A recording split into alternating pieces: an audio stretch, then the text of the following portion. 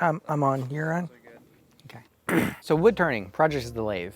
A lot of fun, super rewarding, and I feel like this is an attractive way to get into woodworking for a lot of people because there isn't a bunch of serious tool investments. Like I'll get a lathe, I'll get a few turning tools, and I can make some stuff. I don't have to have a full shop of equipment. Haha, joke's on you, you'll find that out later. But whatever, you got a lathe, you got a little bit of wood. What are some great, easy projects that don't require a huge investment to make?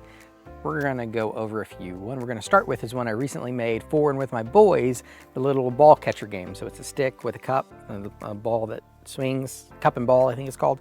So yeah, let's make one of those. With wood turning or woodworking or anything really, know your limitations is good. I really suck at making spheres on the lathe. I'm not good at it. Instead of trying to make the little balls for this, I just bought some. All I gotta do is drill a hole in these and measure the size to make sure that the the cup I make is big enough that these will fall into it, and we'll go that way. So yeah, let's get a piece of maple ready and we'll rough it down.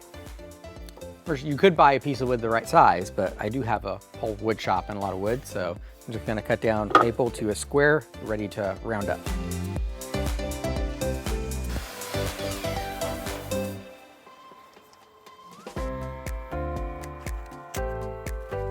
That's pretty dang close. Actually, probably should have. We're gonna drill a hole first. I've got the center located, we're chucked up. Got my Jacob's chuck back here with a drill bit, so first thing we'll do is drill the hole for the cup to catch the ball.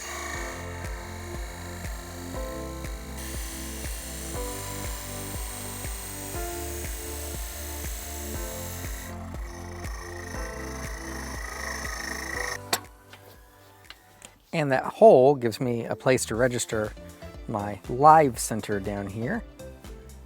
So keep it pinched nice and tight while we bring this into the round. Now most of the work I do, I prefer to use carbide tools just because they're easier and I don't do this much. But for roughing, I do like to use a roughing gouge. I just find it to be a lot faster and a lot of fun.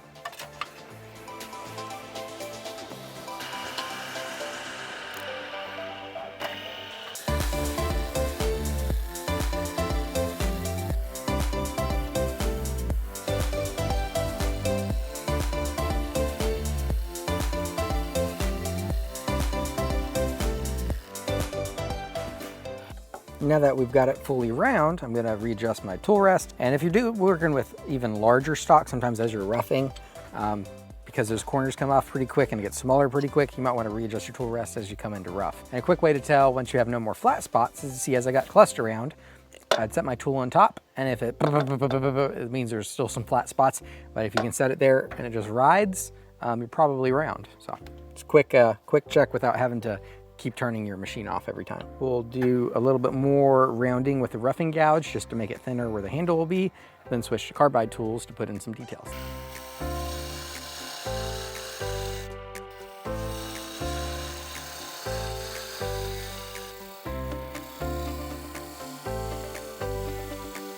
And right now we have the basic shape. We could really cut this or sand this, finish it, cut it off, and then just add the ball to swing around to it, but we'll go ahead and give it a little bit of flair.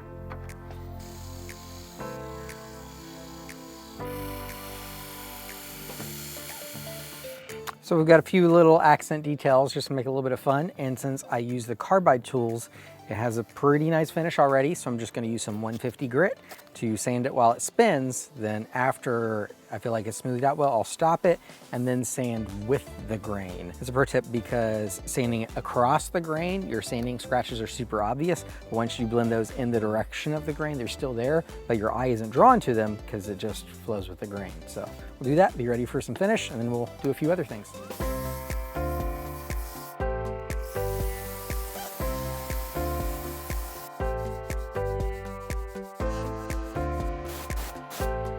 All right, it feels good. I don't really see the sanding scratches except for back here where I couldn't really get in there. With the sandpaper as well, not a big deal. Go ahead and put some friction polish on this, which is 1 part boiled linseed oil, mineral spirits, and polyurethane, or actually no, it's 1 part boiled linseed oil, 1 part shellac, and 1 part denatured alcohol.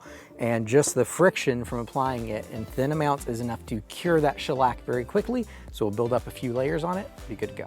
The first coat I like to put on with the lathe off so I can really make sure it just gets everywhere. Then we'll turn it on and the rest of the layers will be put on with it spinning so it cures quick and goes nice and thin.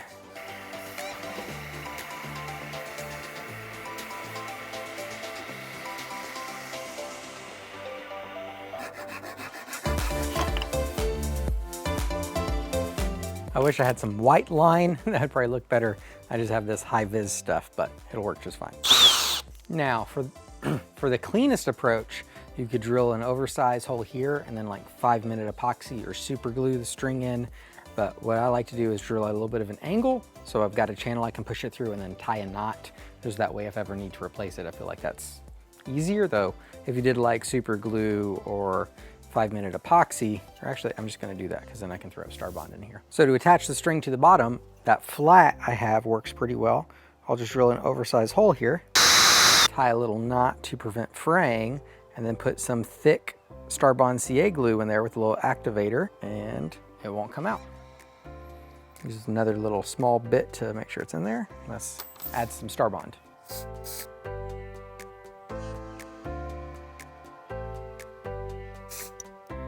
And then we'll do the same thing with this. Another option is to drill a hole all the way through and then just tie the knot on. And the nice thing about that is you can start with it long and then shorten it up till you find that right distance.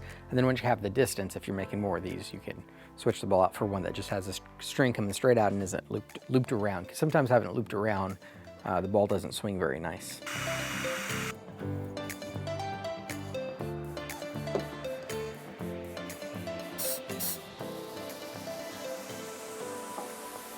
All right.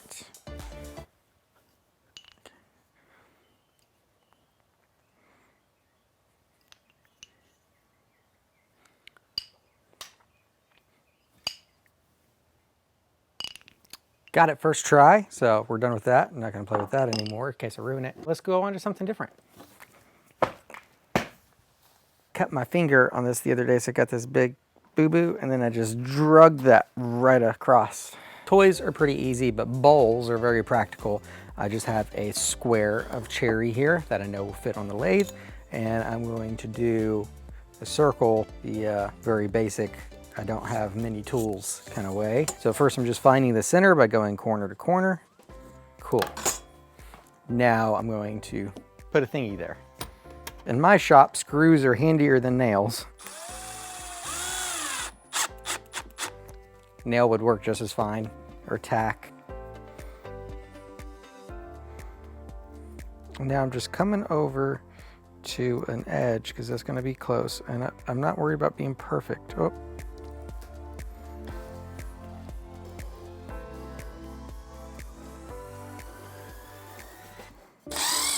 Now, if you're a jerk like me, you're probably thinking that was a really crappy circle, Caleb, and you're right. But here's the thing, I just use that circle to rough it out on a bandsaw. I'll bring it to a perfect circle when I'm on the lathe. And this is not necessary. If you want, it'll take longer, but you could totally round this whole thing on the lathe. It just takes longer. I have a bandsaw, so I'm gonna use it. But I don't have a small compass, so I didn't have a small compass to make a good circle. So yeah, let's round this off.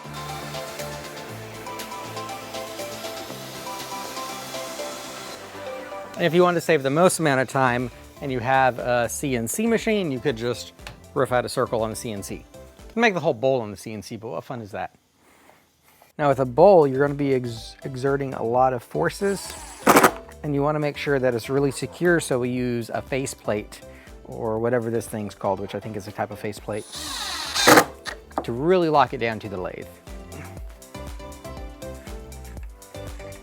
This isn't perfectly centered because it's not a perfect circle, so it's a little wobbly. So on my speed, which is easy with a DVR where I can dial speed if you have belts, it's a little tougher, but what you want is it to not be wobbling. Since this is larger, what I want to do is find where it doesn't vibrate and it's slower. Normally there's like a smooth spot, a shaky spot, and then a faster smooth spot. If you're turning spindles, a lot of times you want to get to that faster smooth spot because you get down to a round quicker. If things are heavier and unwieldy and more dangerous, you don't want that faster speed because it's just a whole lot of inertia, it gets dangerous.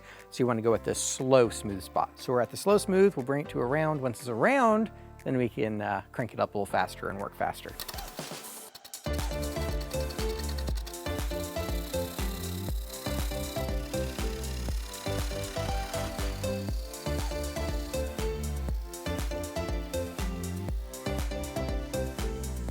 Now, an important rule of bowl turning is never use a spindle gouge to turn a bowl. So this is a spindle gouge, and a lot from the round that the diameter is, almost half the material's gone on top. So this doesn't have the strength needed to effectively work against the forces here.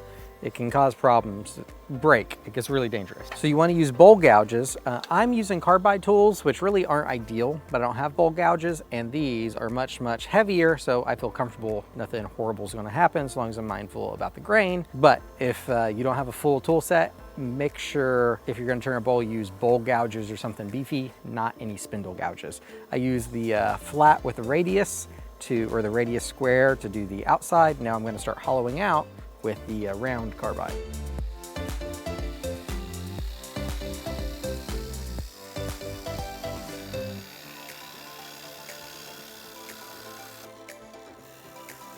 it's a bowl shape, all right? Rounded on the outside, inset in the middle. Came out pretty well and pretty quick, just because the nature of the bowls and the changing grain.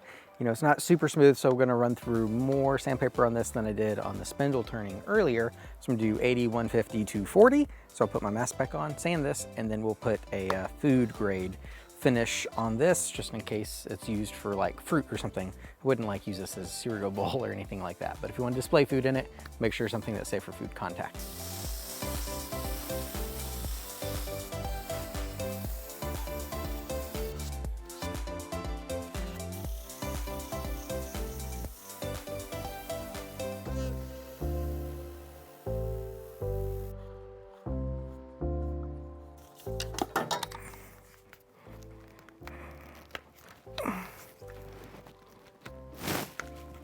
Really?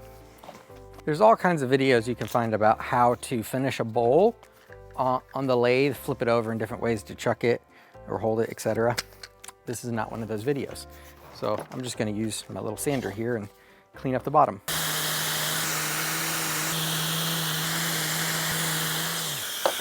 Now, because I'm a total novice, amateur, beginner, whatever, talking to beginners about the lathe, I totally blew through my screws. It's got little holes, so just got a little cherry wood putty here. Fill those in. I actually have a whole video about filling cracks and voids. I'll link that below in case you're interested in checking it out. It's a lot better than this one because I don't turn much. Don't even really care for turning much, but my turning videos do really well. Apparently people like them, so thought I'd do another one for you guys. Maybe the value of my turning videos is just that I'm so bad at it, it makes people feel better about their own turnings. I don't know. Left my glasses up at the house, but the sun's shining on the lathe now anyways. So there's some Total But Wood Honey, a beautiful wood safe finish. So we'll just put some of this on here, rub it in, and be good to go. And seeing the finish change wood for the first time is like always the most satisfying part. This stuff smells good. And there you go. Got a beautiful little bowl you can use as a catch-all, throw some fruit in or whatever, give as a gift. And the cool thing about like gift giving this is then when people are like, hey, what's with the screw holes on the bottom, or something stupid like that people say about dumb things you do when you make things, you just go, that's how you know it's handmade, not from a factory.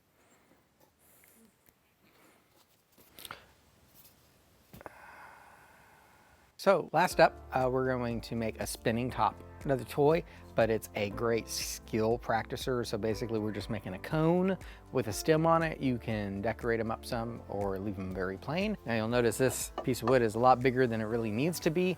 Even when I'm doing small stuff, I like to use a larger piece, and what you can sometimes do even is get away with like doing one at the end and then cutting it off and moving your tailstock and kind of working your way down.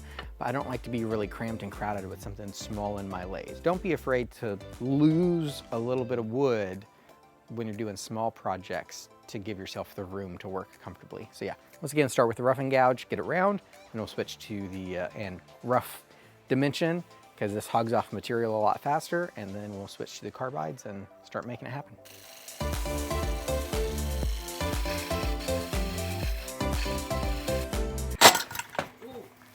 That was dumb and bad.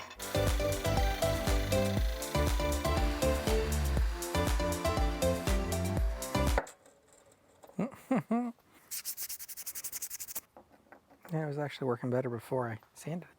We were not going fast enough. There we go. Give this a little wood honey too. Yeah.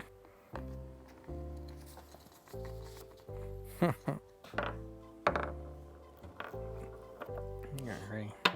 there you have it. We've got like 3 different projects. I went ahead and actually did a different style top that is spinning a whole lot better just for fun.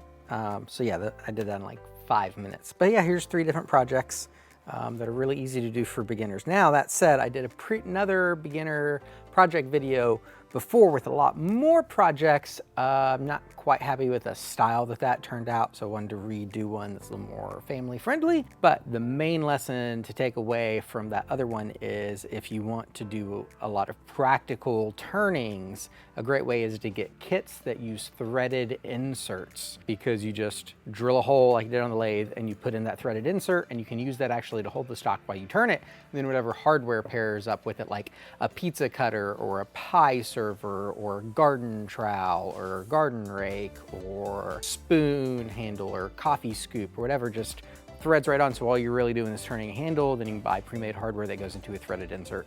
Super easy to make, all kinds of practicals that make great things to sell or gift. I'll link that below if you're interested. Also did a video on 10 beginner tips for lathe turners, mistakes that are often pitfalls. But yeah, I hope this gave you some ideas. If you're the kind of person that likes to like, subscribe, comment, let me know what you think, throw your ideas, or even, share my videos. Super thank you. That goes a long way to helping me continue doing this and putting these out here for free for you to watch. Otherwise, thank you for your time watching this video. I hope you learned something, were inspired, or at least a little entertained. And until next time, take time to make something.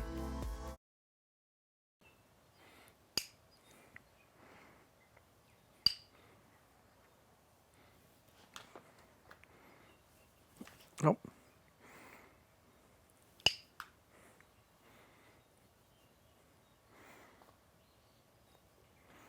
And the one I made for the boys, I think it's shorter and it's a lot easier.